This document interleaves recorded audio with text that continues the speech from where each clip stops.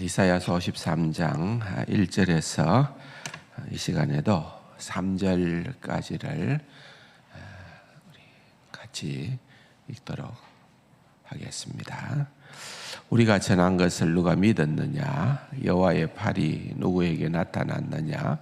그는 주 앞에서 자라나기를 연한 순 같고 마른 땅에서 나온 뿌리 같아서 곰 모양도 없고 풍채도 없은즉 우리가 보기에 흠모할 만한 아름다운 것이 없도다.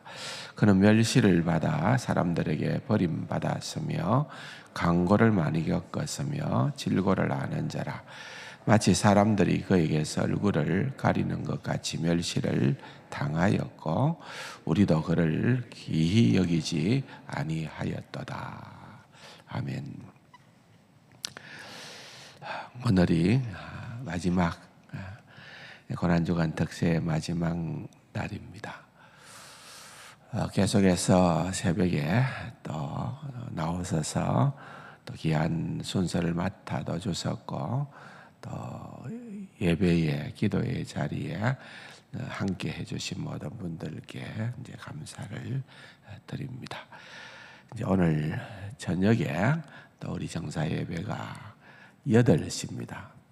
7시 반이 아니고 8시에 있고 또 그때에 성찬식을 또 같이 거행토록 되어 있기 때문에 여러분들이 오늘 저녁에도 나오시고 그리고 이제 오는 주일이 부활주일로 하나님께 더 나아가는 그런 복된 시간이 되었으면 좋겠습니다. 사실 53장에 이제 그냥 문턱만 밟았다고 볼 수가 있습니다. 이제 오늘이 5일째입니다만은 전체적인 그림으로 자꾸 렌즈를 이제 이사야서 53장에 자꾸만 이렇게 집중을 해가고는 있습니다만은 그렇게 많은 부분들을 다 살펴내지는 못할 겁니다. 오늘 저녁에도 물론 이제 53장의 말씀을 이어서 계속해서 좀 나누도록 하겠습니다만은 어쨌든 이 말씀이 너무나도 중요한 말씀이고 또 우리 주 예수 그리스도 메시아에 대하여서 이만큼이나 구약 성경에서 상세하게 그렇게 표현되어진 장이 없구나 하는 것을 여러분들이 느끼게 되면은 좋겠습니다. 뿐만 아니라 사실 우리가 이 이사야서 53장을 생각을 하면서 너무나도 지금 우리가 볼 때는 너무나도 선명한 메시아에 대한 그림이 생애가 모든 것이 다 담겨 있는 놀라운 말씀이지만은 이 말씀은 계속해서 말씀을 드리는 것처럼 이사야가 주전 예수님이 오시기 전 700년경에 기록된 말씀입니다. 이건 어떻게 달리 해석할 방법이 없습니다. 그것은 정말 미래를 상세히 아시고 주관하시고 다스리시는 하나님이 성경의 제1저자다라고 하는 사실을 하나님께서 이 성경의 저자라는 사실을 우리로 하여금 다시 한번 깨닫게 해주는 그런 말씀이 되기도 하는 것입니다. 그래서 어제 몇몇 질문과 답을 통하여서 이렇게 좀 뭐라 그럴까요? 이렇게 가볍다고 할까요? 아니면은 그냥 전체적으로 1절에서부터 쭉 12절에 나타나는 내용과 또 종의 노래의 시작점이라고 할 수 있는 앞장 52장 13절과 15절의 말씀을 다 이렇게 묶어서 주님에 대한 이 메시아에 대한 예언들을 다시 한번 살펴볼 수 있었던 그러한 시간들을 우리가 한번 가져보았습니다.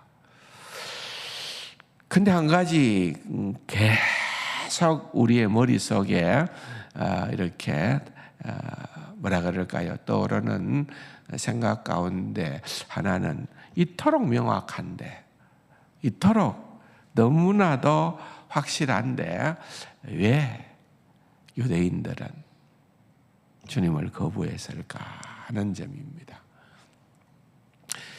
그래서 많은 자료들이 있습니다만은 한 가지 재미난 자료를 보게 되는데, 미치 그레절이라고 하는 한 유대인 신학자입니다.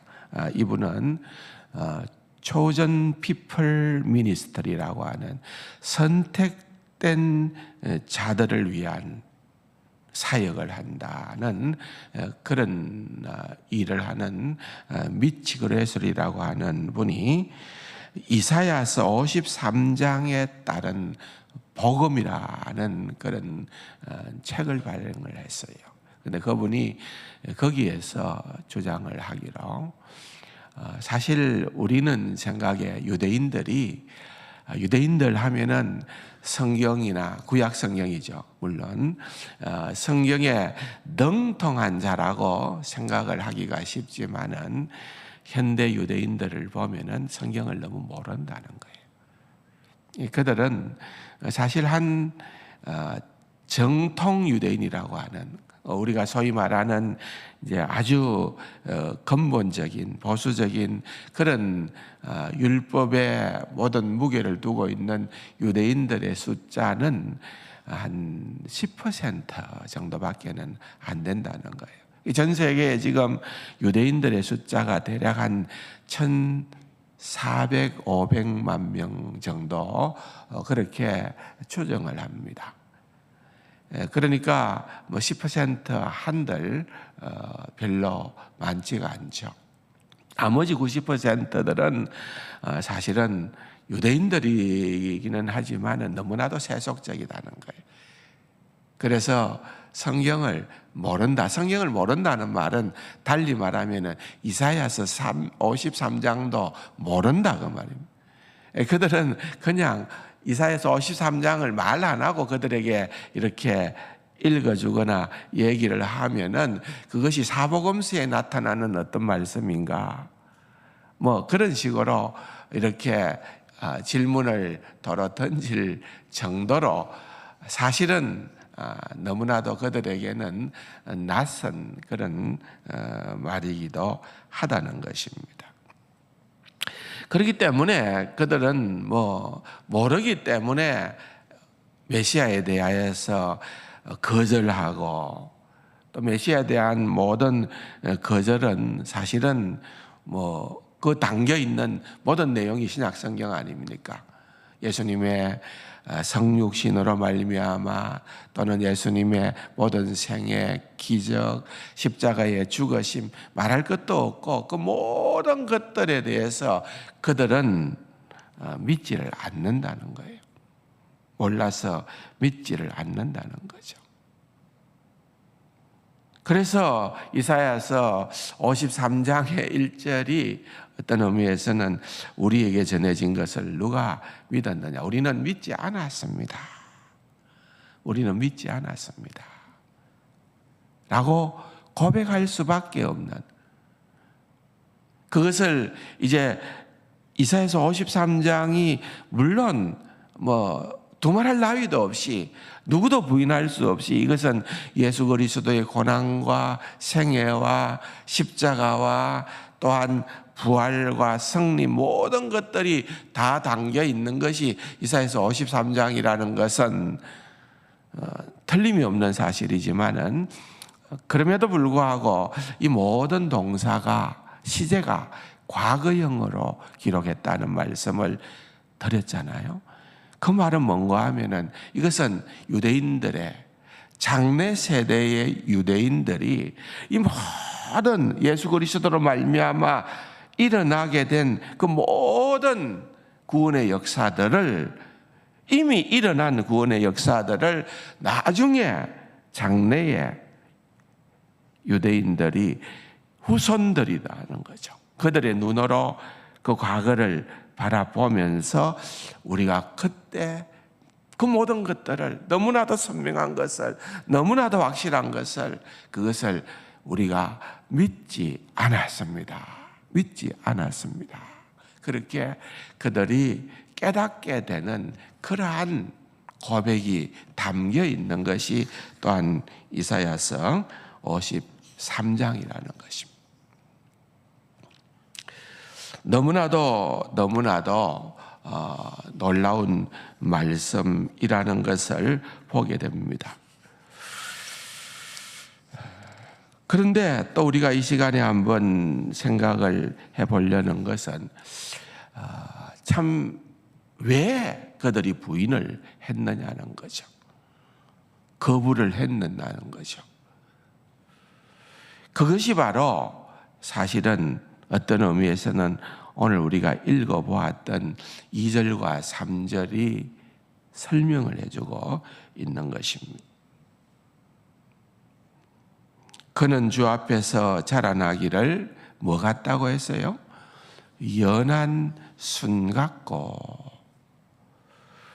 여러분, 연한 순이라는 이 말은 어떤 낭만적인 표현인 것 같습니까?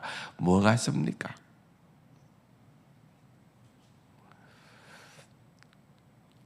연한 순 같다라고 하는 그 말은 히브리 단어로 요넥이라고 하는 말인데, 이것은 다른 말로 하면은 잔가지라는 말입니다. 잔가지. 불쑥불쑥 예상도 못하고 내가 심지도 않았는데 그렇게 뻗게 되어지는 그런 잔가지를 의미하는 거예요. 이 잔가지는 쳐야 돼요. 이 농경사회이기 때문에 그들에게는 이것이 굉장히 익숙한 그런 거예요. 우리로 말하면은 뭐 의미가 와닿을 수 있도록 생각을 해보면은 잡초 같은 거랄까요? 뿌리지도 않았는데 잔디에 잡초가 무성하게 자라날 때에 우리는 누구도 잡초를 제거하는 것을 그렇게 아까워하지를 않는 거죠. 빨리 어떻게 해서든 이것을 제거해야 되겠다는 마음을 가지는 거죠. 그게 잔가지예요. 잔가지. 의미예요. 여기에 우리말로 연한 순 같다라고 그렇게 표현되어진 것이 뭔가가 있어 보인다. 뭔가가 좀 예수님의 성품과 관련되어진 무엇이 아닌가, 이렇게 우리가 생각하기가 쉽지만은 그런 것이 아니다는 거예요.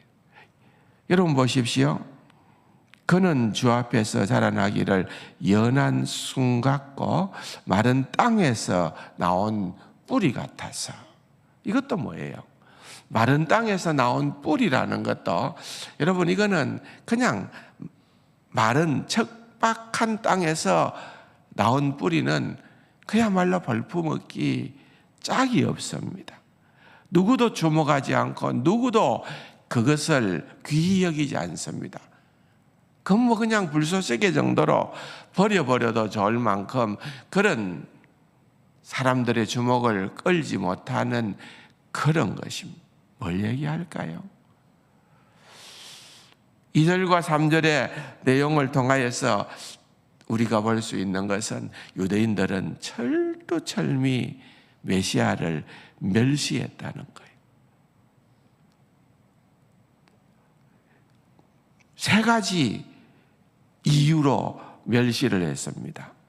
오늘은 그 한 가지만 말씀을 드리고 이제 저녁에 두세 가지를 마저 말씀을 드리려고 하는데 첫 번째 그것은 무엇인가 하면은 멸시받은 출생입니다. 예수님은 출생부터 유대인들에게서는 멸시를 받게 됩니다. 물론 하나님 편에서는 다릅니다. 하나님께서 예수님의 출생과 예수님의 자라나는 그 모든 생애를 보실 때에는 이는 내 사랑하는 아들이요 내 기뻐하는 자라, 지혜와 키가 자라가며 하나님과 사람에게 더욱 사랑스러워 가는지라, 그렇게 성경은 우리에게 말하고 있지만은, 하나님 앞에서는 하나님이 원하시는, 하나님이 기뻐하시는 그 방식대로 하나님의 계획에 따라서 예수님께서 그렇게 되어져 가지만은,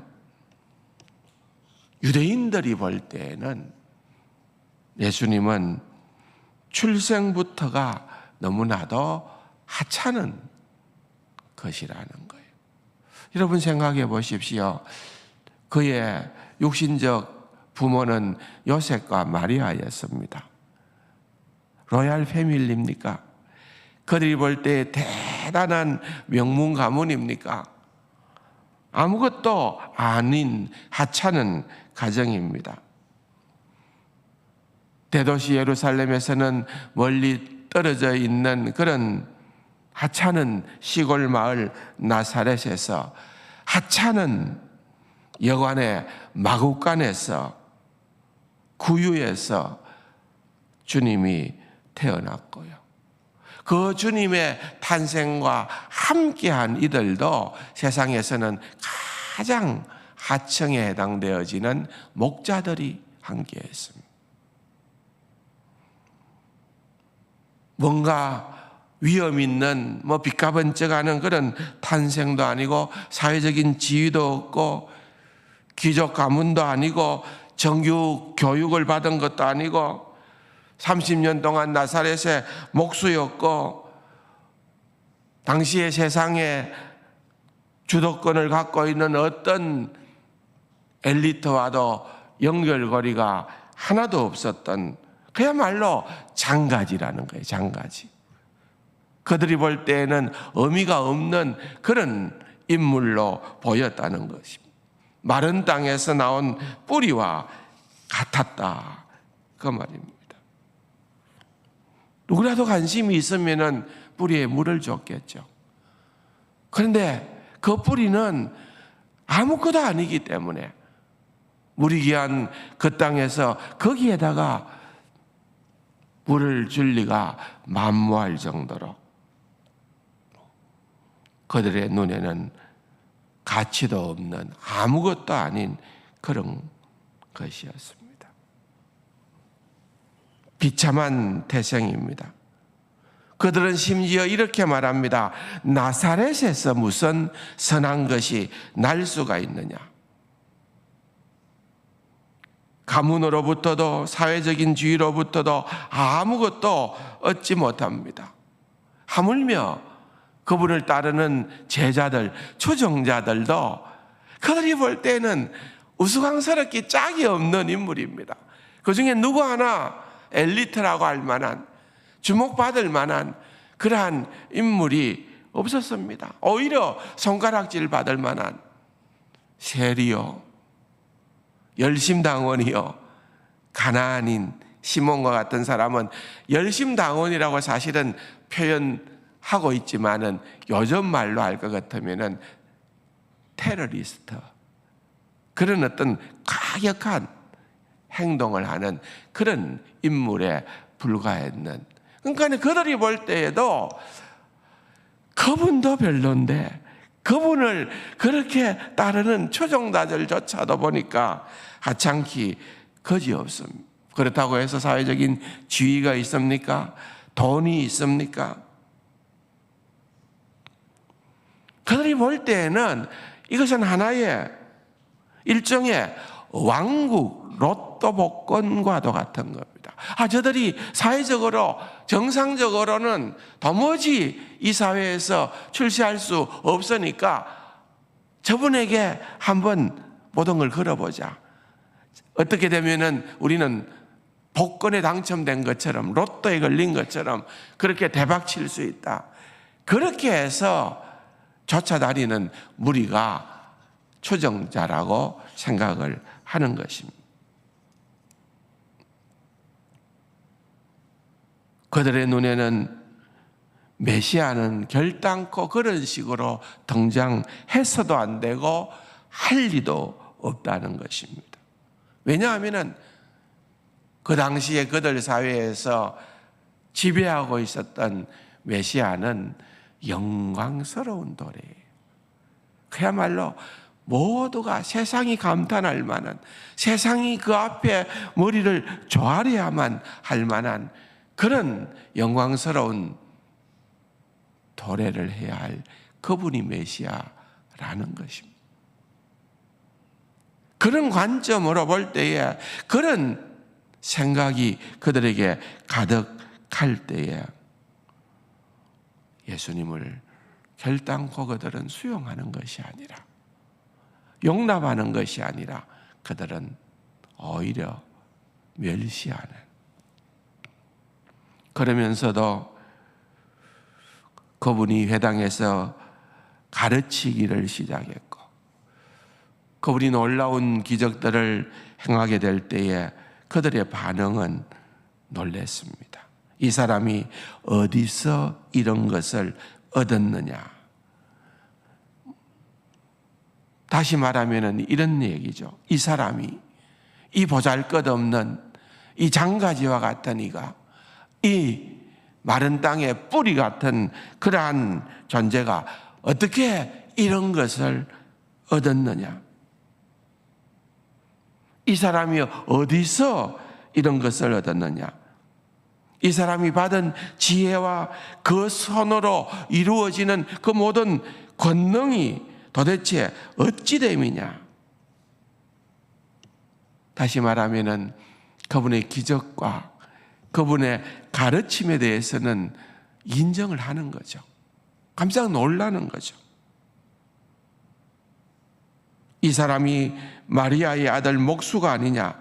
야고보와 요셉과 유다와 시몬의 형제가 아니냐? 그 누이들이 우리와 함께 여기 있지 아니하냐? 하고 예수를 배척하니라. 여러분, 이게 일관된 유대인들의 관점이었습니다. 출생부터 그들은 주님을 받아들이지를 못했다는 거예요. 우리가 그러했습니다. 우리가 이제 그 모든 것을 뒤늦게서야 깨닫게 되었습니다. 깨달아 알게 되어지는 은혜가, 필경은 장차 스가랴서의 말씀을 통하여서 볼 때는 장차 이스라엘 백성들에게 임하게 될 거지만은, 지금 이 말씀은 바로 그러한 유대인들로부터 멸시받는 종으로 이 땅에 오신 우리 주 예수 그리스도, 그러나 그분이 그 모든 것을, 오늘 저녁에 좀 더 말씀을 깊이 있게 드리겠습니다마는, 우리가 생각하는 영광과, 여러분, 우리가 생각하는 하나님의 전능하심과 이 모든 것들은 우리의 관점이 아니라 하나님의 관점으로 볼 때에는 십자가는 더 이상의 실패도 아니고, 십자가는 더 이상 그것은 우리에게 낙심이나 멸망이 아닌 거예요. 다 이루었다. 여기에 기록된 것처럼 다 이루었다는 말은 끝이다라는 말이 아니고, 모든 죄값을, 빚을 다 갚아주고 탕감했다는, 그것이 이루었다는 말의 의미이기에. 그래서 여러분, 오늘 저녁을 서양권에서는 굿 프라이데이라고 얘기합니다. 굿 프라이데이. 예수님이 십자가에 달려 돌아가신 그 금요일이 어떻게 좋은 금요일이 될 수 있느냐? 예, 여러분, 우리는 굿 프라이데이예요. 예, 그게 진정한 우리 주 예수 그리스도께서 이 땅에 오신 궁극적인 승리를 이루어 가신 일이었기 때문에 감히 우리는 그렇게 부를 수가 있는 것입니다. 사랑하는 성도 여러분, 오늘 이 이사야서 53장의 앞부분에 불과 몇 절을 우리가 그것도 몇몇 단어만 그냥 주목하는 것으로 이 한 주간이 지나가지만은 이 말씀 속에 담겨 있는 그 메시지는 우리 주 예수 그리스도를 너무나도 그림처럼 너무나도 선명하게 우리에게 나타내 보여주고 있는, 이것을 우리가 꼭 붙들고 우리의 삶의 믿음의 굳건한 뼈대로 삼으시고 신앙생활하는 귀하고 복된 우리 세상 가족들이 다 될 수 있기를 주님의 이름으로 축원합니다. 말씀 생각하시면서 각자의 기도의 제목을 가지고 기도하시다가 돌아가시기 바랍니다.